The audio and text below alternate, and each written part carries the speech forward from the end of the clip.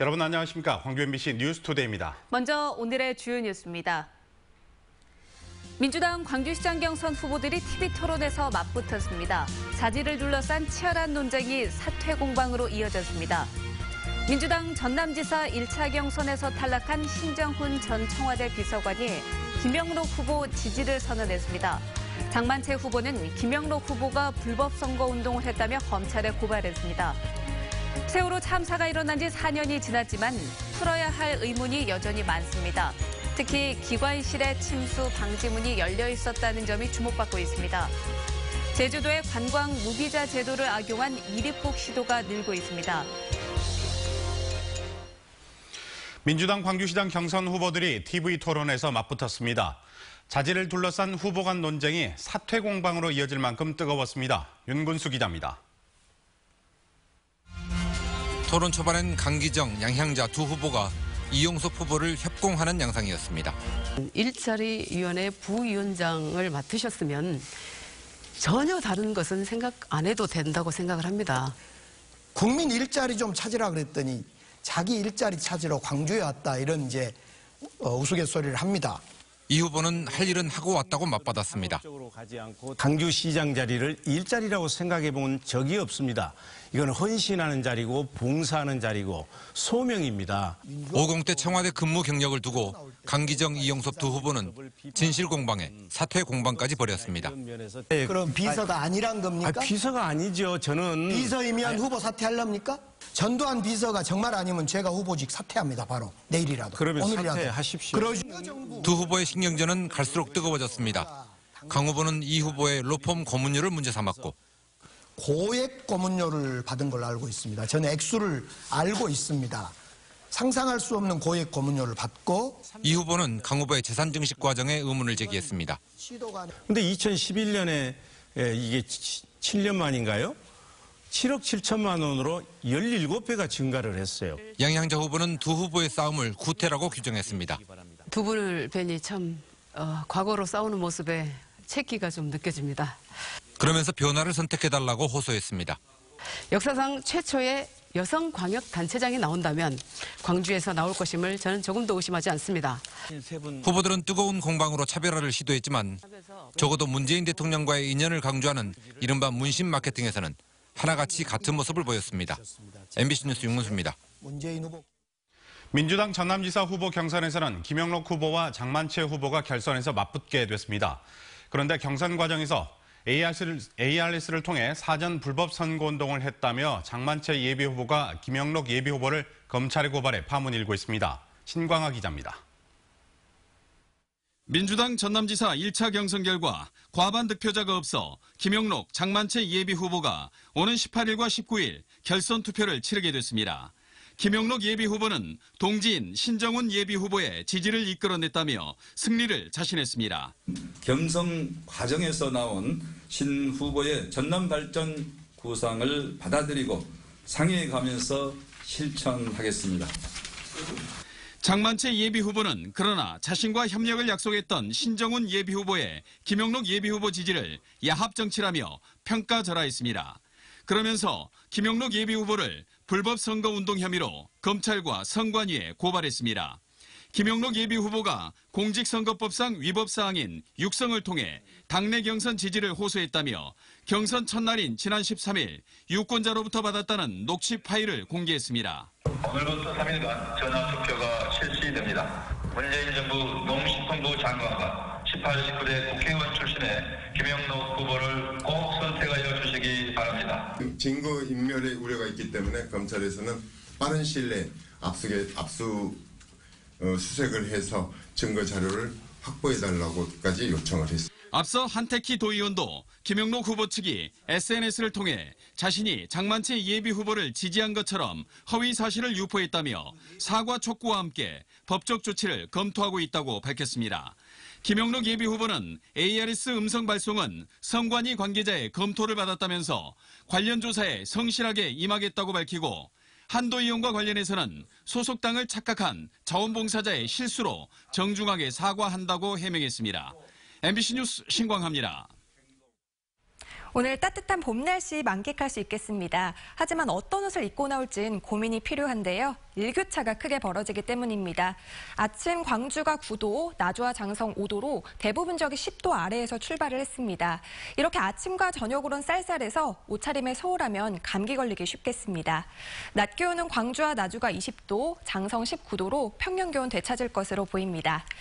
오늘 우리 지역의 미세먼지 농도는 대체로 보통 수준을 보이겠습니다. 한낮에는 햇살이 강하게 내리쬐면서 자외선 지수가 높음에서 매우 높은 단계 예상됩니다. 자외선 차단에 신경 쓰셔야겠습니다. 현재 광주가 8.9도, 영광 5.7도로 출근길에는 쌀쌀합니다. 낮 기온 장성과 담양 19도, 화순은 21도까지 오르겠습니다. 목포가 18도, 강진과 장흥 20도로 어제보다는 1도에서 2도가량 높은 기온이 예상되고요. 곡성과 구례 20도, 보성 19도, 순천도 19도를 보이겠습니다. 날씨였습니다. 수백 명의 승객을 태운 세월호가 선수만 남긴 채 침몰하는 데 걸린 시간은 1시간 40여 분에 불과했습니다. 세월호가 왜 기울었고 왜 그리도 빨리 침몰했는지 지난 4년 동안 풀지 못한 숙제였습니다. 김진선 기자입니다. 지금 여기 살려주세요. 배가 기울었어요. 배가 어쩌다고요? 배가 기울었어요. 세월호는 사고 발생 1시간 40분 만에 선수만 남긴 채 가라앉았습니다. 지난 2014년 검찰이 참사 6개월 만에 발표한 수사 결과입니다. 세월호 참사 초기인 오전 8시 49분 기울기는 30도, 침수는 1층 화물칸과 선미 램프에서 시작됐다는 것. 그러나 세월호 선체조사위원회 조사 결과 모두 사실이 아닌 것으로 확인되고 있습니다.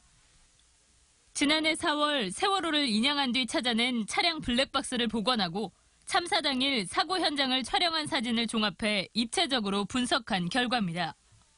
지금 다 미국에 빠진 이유가 그때 1차 재판 때 그런 거 제대로 묻지 않고 선원들한테 묻지 않고 그냥 대법까지 끝나버린 거죠. 사고 순간 세월호의 기울기를 객관적으로 분석하지 않은 것은 물론 선박 내부 구조 등을 고려하지 않은 채 과적과 고박 불량, 조타 과실 등을 원인으로 발표했던 검찰. 참사 당시의 증거들이 과학적으로 분석되면서 새로운 침몰 원인과 사고의 재구성이 가능해졌습니다. MBC 뉴스 김진선입니다. 세월호가 그토록 빨리 침몰한 원인으로 MBC는 세월호 기관실의 침수 방지문, 즉 수밀문에 주목하고 있습니다. 그렇다면 세월호와 비슷한 대형 여객선을 통해 이 수밀문이 무엇이고 선박에서 어떤 역할을 하는지 취재했습니다. 양현승 기자입니다. 세월호의 2배 크기인 15,000톤급 카페리 여객선입니다. 가장 아래층에 있는 기관실로 내려갔습니다. 물이 새면 안 되는 특별관리구역으로 4개 격벽으로 나누어진 기관실. 곳곳에 설치된 미닫이 문마다 운항 중에는 닫아놓으라는 안내문이 붙어 있습니다. 평상시에는 승선원들의 이동 통로이지만 비상시에는 침수를 막는 기능을 가진 이른바 수밀문입니다. 어떤 침수나 이런 게 갑작스럽게 있을 사고에 대비해서 운항 중에는 상시로 닫고 다니고 그리고 순찰 중에는 열고 순찰을 돌고 닫고. 지난 2007년 개정된 선박 관련 규정에 따라 79m 이상의 선박은 수밀문 규정이 모두 적용됩니다.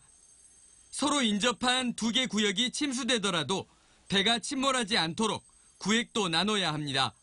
한 구역이 침수되더라도 수밀문 구조를 받게 되면 상시 폐쇄하기 때문에 더 이상 보건성이 확보돼서 침몰 등 비상 상황에도 선박의 심장격인 기관실을 보호하기 위한 수밀문. 수밀문이 제대로 닫혀 있다면 선박은 침몰하지 않고 최대한 오래 물 위에 떠 있는 시간을 벌 수 있는 겁니다. MBC 뉴스 양혜승입니다. 네, 조금 전에 보신 것처럼 수밀문이 닫혀만 있었다면 세월호는 침몰하지 않았을 것이라는 추론이 가능합니다. 그렇다면 4년 전 세월호는 어떤 상태였을까요? MBC 카메라가 세월호 선체 내부를 촬영한 결과 세월호의 수밀문은 대부분 열려 있었습니다. 계속해서 김인정 기자입니다. 세월호에서 가장 아랫부분 지하층입니다. 화물칸과 기관실, 연료유 탱크 등 선박 운항의 핵심 부분이 집중돼 있습니다. 이 부분이 잠기면 침몰할 수 있어 철저하게 물이 새지 않도록 해야 하는 공간입니다. 세월호 선수 부분의 수밀문은 활짝 열려 있고 막혀 있어야 할 맨홀은 뚜껑이 열려 있습니다. 그러니까 이게 문이 닫혀 있어야 하는데 문이 열려버리니까. 최후까지 닫혀 있어야 할 기관구역의 수밀문 2곳을 포함해 선원들이 1층과 지하로 가는 너비 60cm 이상의 해치와 맨홀 등 수밀장치 17개도 열렸던 것으로 확인됐습니다. 물이 들어오는 걸 막아주는 수밀문이 부실하면 침수가 빨라지고 침몰을 부추겨 1초가 아쉬운 골든타임도 줄어들 수밖에 없습니다. 작업자가 그 문을 잠그고 나왔는데 자기들 편의성을 위해서 안 잠그고 그냥 나왔던 거죠. 선체조사위원회가 세월호와 똑같이 이 수밀장치들을 연 상태로 실험해봤습니다. 선체가 기운 세월호 모형으로 2층 화물칸 창문부터 바닷물이 들어오기 시작합니다. 지하 기관구역에도 바닷물이 퍼지면서 배는 더욱 기울고 결국 최고 높이 9m인 지하층에서 차오른 물이 1층까지 역류하며 모형은 실제 세월호처럼 빠르게 침몰했습니다. MBC 뉴스 김인정입니다. 세월호 선장에 기다리라는 말이 아니었더라면 또 침수를 막을 수 있었더라면 안타까운 희생은 없었을지도 모릅니다. 보다 이전으로 돌아가 참사 직전 세월호를 45도까지 급격하게 기울게 했던 원인은 무엇이었을까요? 이제 그 진실을 찾는 것도 시작할 차례입니다. 김종수 기자입니다. 개봉 사흘 만에 15만 관객을 모으며 화제를 일으킨 영화 그날 바다. 이 다큐가 주장하는 세월호 침몰 원인은 외력, 특히 닻을 고의로 내려 배가 침몰했다는 이른바 앵커 침몰설입니다.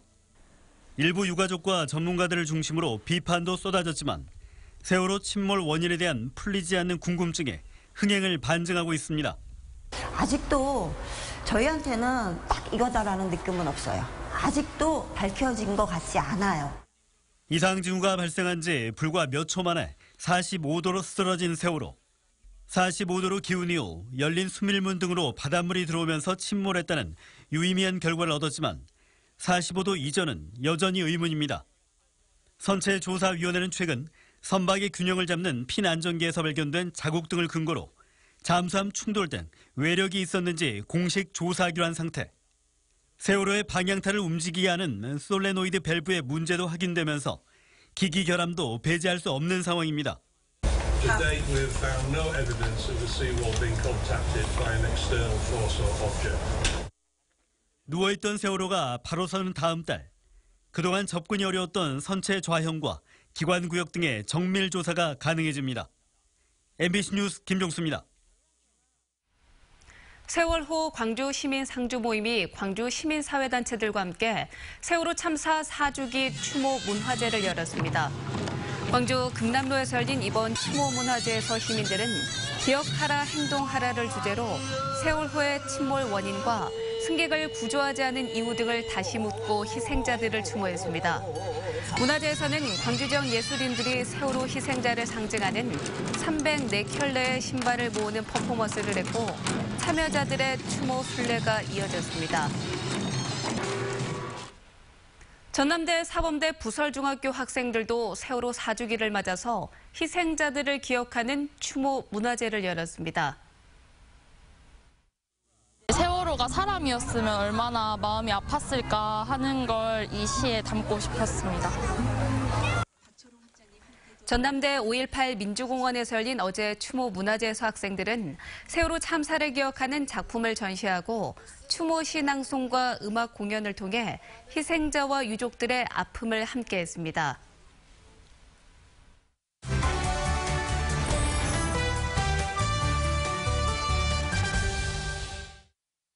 트럼프 미국 대통령이 강조하고 있는 보호무역이 중국과 미국의 무역전쟁으로 확대되고 있습니다. 네, 보호무역이 강화되는 추세가 우리 지역 경제에는 어떤 영향을 미칠지 임상수 조대 경제학과 교수님과 이야기 나눠보겠습니다. 안녕하세요. 네, 안녕하세요. 네, 트럼프 대통령이 취임하자마자 한미 FTA 무역이 불공정하다라고 주장을 하면서 결국은 재협상이 이루어졌습니다. 광주와 전남 지역에 어떤 영향을 미칠까요? 네, 광주 전남의 주력 산업은 이제 철강과 자동차 산업이라고 말씀을 드릴 수 있는데요. 네. 이 철강과 자동차 산업이 당장 뭐 영향을 받을 것 같지는 않습니다. 다만 철강의 경우에는 이 고율 관세가 아닌 수출 쿼터제가 도입이 됨으로 인해서 아마도 이 수출 증가세가 둔화될 가능성이 크고 네. 자동차 산업의 경우에는 미국산 자동차에 대한 이 수입 규제가 완화됨으로 인해서 우리나라에서 미국산 자동차의 점유율이 확대될 가능성이 큽니다. 더 큰 문제는 이렇게 이제 미국과 같이 자동차를 생산하는 EU나 일본 그리고 중국과 같은 나라들도 같은 규제 완화를 요구할 가능성이 크기 때문에 우리나라에서 이 수입산 자동차에 대한 점유율이 높아질 가능성이 크다고 말씀드릴 수 있습니다. 그렇군요. 뭐 지금 당장은 영향이 없더라도 미국에서 이렇게 규제가 계속 강화가 된다면 우리 지역에 영향을 미치지 않을까 그런 걱정이 되거든요. 네, 이렇게 강대국들의 이 보호무역주의가 확대된다고 한다면 그동안에 이제 시장 경제를 중심으로 하는 경쟁 중시의 이 자유무역 체제 하에서 글로벌 경제가 많이 성장을 해온 건 사실이거든요.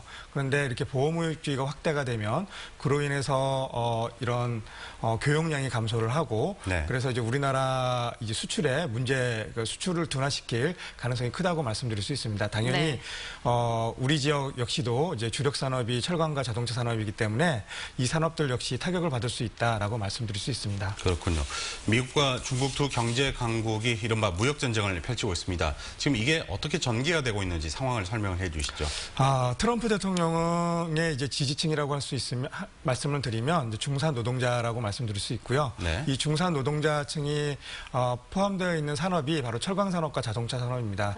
그래서 이 트럼프 대통령은 본인의 이 지지율을 확고히 하기 위해서 이렇게 자동차 산업과 철강 산업에 대한 보호무역주의를 확산시킬 수밖에 없는 상황이고 시진핑 주석의 경우에는 이 지금 장기 집권을 강화하기 위해서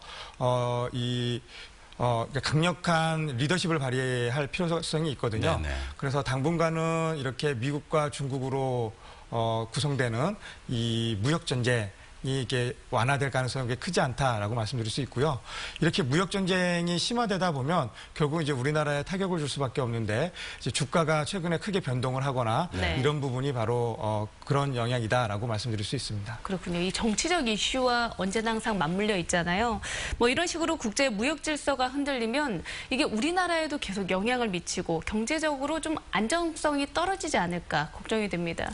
네, 우리나라는 이 수출 위주의 경제 성장 전략을 그동안 취해왔기 때문에 이렇게 보호무역주의가 확산이 된다는 것은 그만큼 세계 교역량이 줄어든다는 것을 의미하고 당연히 수출량도 줄어들겠죠. 그렇죠. 그러니까 우리나라의 경우에는 수출이 줄어든다는 것은 이제 국내 생산이 줄어들 수밖에 없고 국내 생산이 줄어든다는 것은 이제 고용이 이제 약화가 되고 그리고 또 이 고용이 줄어들게 되면 소비가 위축이 되고 또 다시 생산이 감소하는 이런 악순환이 될 가능성이 큽니다. 이로 인해서 이제 국내 이 경제 성장이 둔화될 가능성이 있고 당연히 이제 우리 지역 경우에도 주력 산업이 철강과 자동차 산업이기 때문에 우리 지역에도 경제에 미치는 영향은 부정적이다 이렇게 말씀드릴 수 있을 것 같습니다. 네, 앞으로 계속 또 지켜봐야 될 문제인 것 같습니다. 오늘 나와주셔서 고맙습니다. 네. 감사합니다.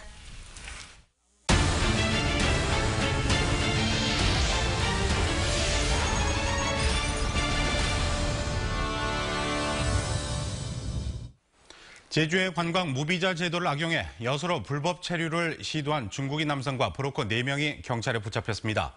유사한 범죄가 매년 늘어나는 추세라 대책이 필요한 상황입니다. 조희연 기자입니다. 지난 10일 제주에서 여수로 무단 입국하려던 중국인 남성이 경찰에 붙잡혔습니다. 여수행 여객선에 실린 화물차에 숨어 제주도를 몰래 빠져나가려 했지만 현장에서 검거됐습니다.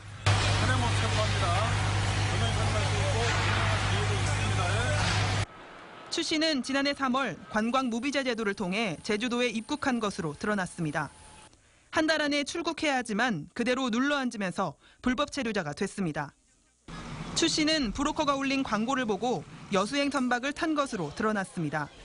경찰은 범행을 도운 한국인 운반책 43살 임모 씨와 브로커 일당 4명을 함께 붙잡아 조사하고 있습니다. 제주도에서는 주로 일용직이나 이런 데서 일을 하셨는데 그 육지 쪽으로 넘어가면 어떤 업종이라든지 임금이라든지 더 나은 조건으로 일할 수 있다라고 생각해서 그 이탈을 시도한 겁니다. 이처럼 제주의 관광무비자 제도를 악용해 여수와 목포 등 가까운 육지로 미립국을 시도하는 범죄는 매년 증가하는 추세. 제도가 도입된 지난 2012년부터 제주도로 입국한 뒤 무단 이탈을 시도하는 불법 체류자는 꾸준히 늘고 있습니다. 범죄의 수법도 점점 치밀해지고 조직화하고 있습니다. 신분증 검사해요. 한국 사람이냐, 외국 사람이냐. 대부분 그 친구들이 버젓하게 외국 신분으로 나오질 않겠죠. 당연히 들키니까. 다 한국 사람 뭐 신분증이라든가 아니면 뭐 용달차 같은데 몰래 숨어가지고 온다든가. 올해 2월 집계된 국내 불법 체류 외국인의 수는 27만여 명으로 지난해보다 26% 늘어난 것으로 조사됐습니다. MBC 뉴스 조희원입니다. 광주의 한 어린이집에서 교사가 원아를 학대한 사건에 대해 경찰이 수사를 시작했습니다.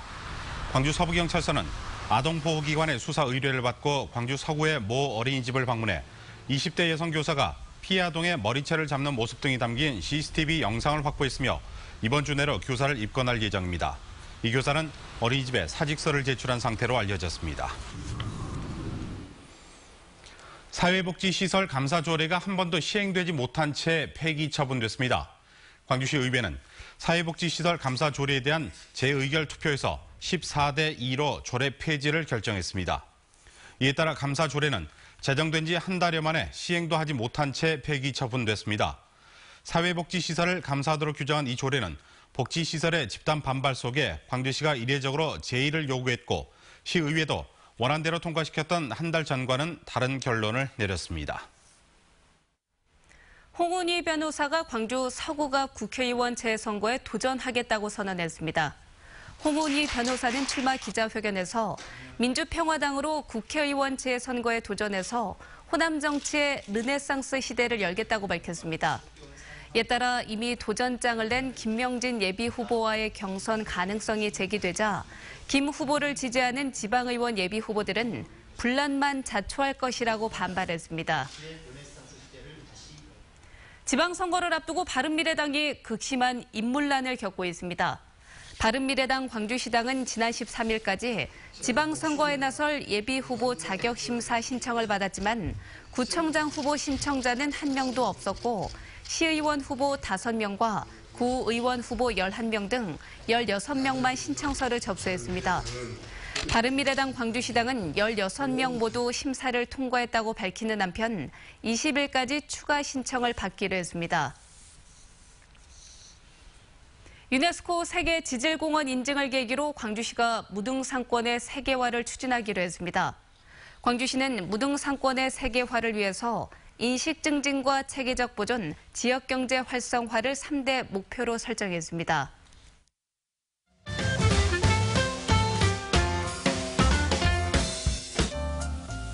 청년이 광주의 도시 브랜드를 제안해보는 경연대회가 시작됐습니다. 올해는 제1기획 등 다양한 기관이 참여해서 상금과 상장도 수여하는 등 규모 면에서 확대됐는데요. 최종 선정된 작품은 광주를 홍보하는 데 활용되고요. 국내 광고 홍보 미디어 관련 학과 대학생이면 누구나 참여할 수 있습니다. 광주시청 소속 육상 선수들이 올 시즌 첫 대회인 전국 실업 육상 대회에서 좋은 성적을 거뒀습니다. 특히 단거리 주자들과 허들 정혜림, 세단뛰기 배찬미 선수가 팀을 이뤄 출전한 여자 400m 계주에서도 깜짝 금메달을 따냈는데요. 심재용 감독은 현재 아시안게임을 대비해 훈련하고 있다며 특히 김구경 선수는 6월에 한국 신기록에 도전할 것이라고 밝혔습니다. 예술가들을 후원하는 문화예술 펀딩 프로젝트 만세만세 만만개가 모금 활동을 시작했습니다. 이번 프로젝트는 온라인과 오프라인에서 동시에 진행되고요. 후원자가 지원한 모금액만큼을 문화재단이 추가로 지원하는 형태로 운영됩니다. 광주시립창극단이 준비한 정기 공연 수공가가 다음 주 금요일과 토요일 펼쳐집니다. 실제 용궁을 방불케 하는 연출과 의상이 눈을 즐겁게 하고요. 인기 명창과 유명 제작진들이 참여해 온 가족이 즐기기에 좋은 공연을 선보일 예정입니다.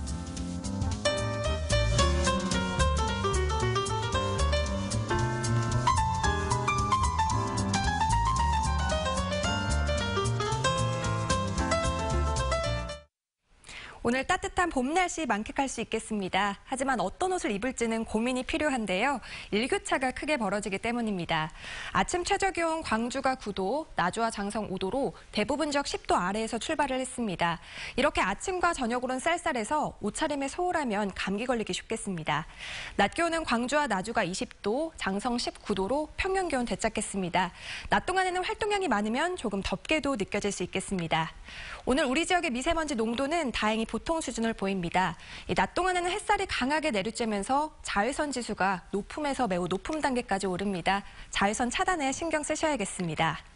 현재 광주가 8.9도, 영광 5.7도로 아침에는 비교적 쌀쌀합니다. 낮 기온은 장성과 담양 19도, 화순 21도까지 오르겠습니다.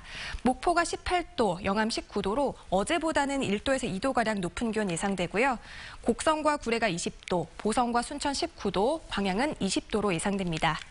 내일 오후부터는 전 해상에 안개가 많이 낄 것으로 보여서 항해나 조업하는 선박들은 각별한 주의가 필요하겠습니다. 주 후반으로 갈수록 더욱 따뜻해지겠고요. 일요일 우리 지역 비 소식 있겠습니다. 날씨였습니다.